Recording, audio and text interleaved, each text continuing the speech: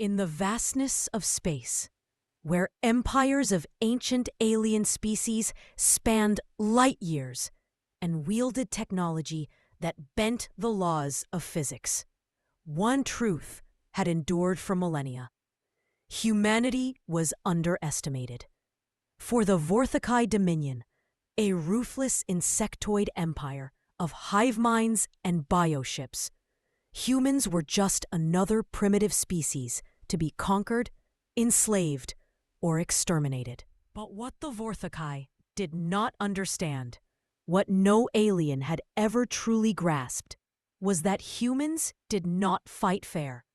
And this war would change everything. Governor Halstead watched in horror as the first biopods crashed into the forests outside the settlement, splitting open to release hordes of chittering warriors, Vorthikai soldiers, towering insectoids with mandibles like bone sides and black carapaces harder than steel.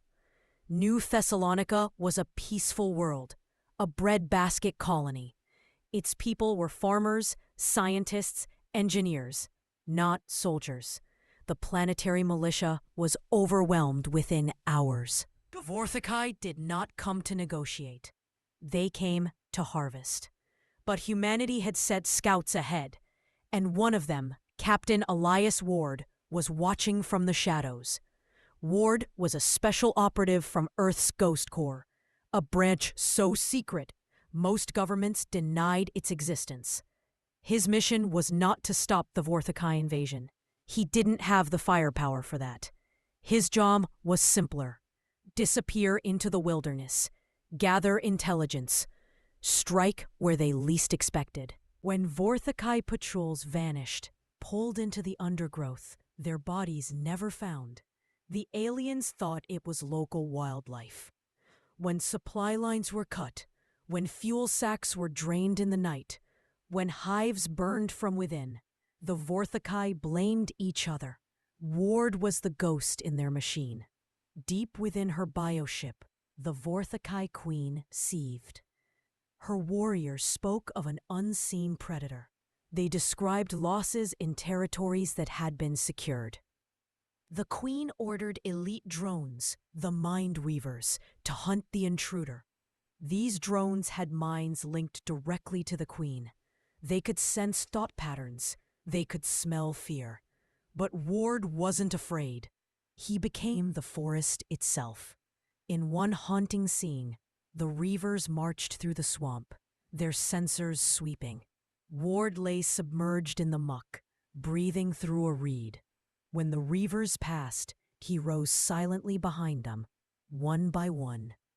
He dispatched them with poison darts made from local flora. The queen's rage grew. She realized she was not dealing with simple prey. Ward's actions inspired the survivors of New Thessalonica. Small groups of colonists, hiding in caves and ruins, began striking back. They mimicked Ward's tactics: ambushes, traps, sabotage. Ward taught them camouflage techniques, smearing bioluminescent algae to confuse Vorthikai night vision, weaving cloaks from the leaves of native trees that emitted predator scents to ward off insect scouts, using sound decoys, simple whistles that mimicked native animals to lure Vorthikai into ambushes. The colony became a battlefield of phantoms. But Ward wasn't done.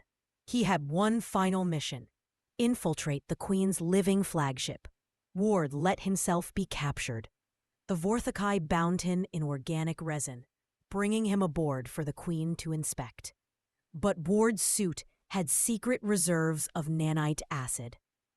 As the Queen gloated over her trophy, Ward dissolved his bonds, activated his suit's deep stealth mode, and vanished into the bowels of the ship. Hours turned to terror. The Queen's mind link was filled with screams as her own ship began to die from within. Ward planted viral nanobombs that liquefied vital organs of the ship.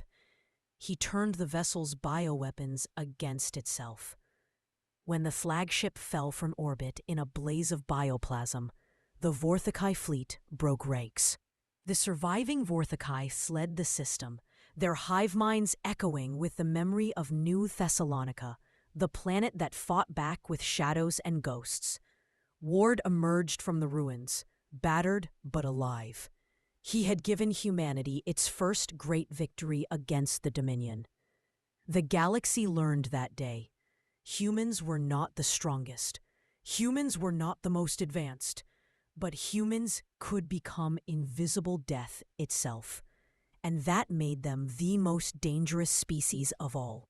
Across human space, Ward's name became legend. The Ghost Corps expanded. New Thessalonica became a symbol of resistance. Other species oppressed by the Vorthikai began to rise up, inspired by the human ghosts who fought with the forest, the night, and the mind.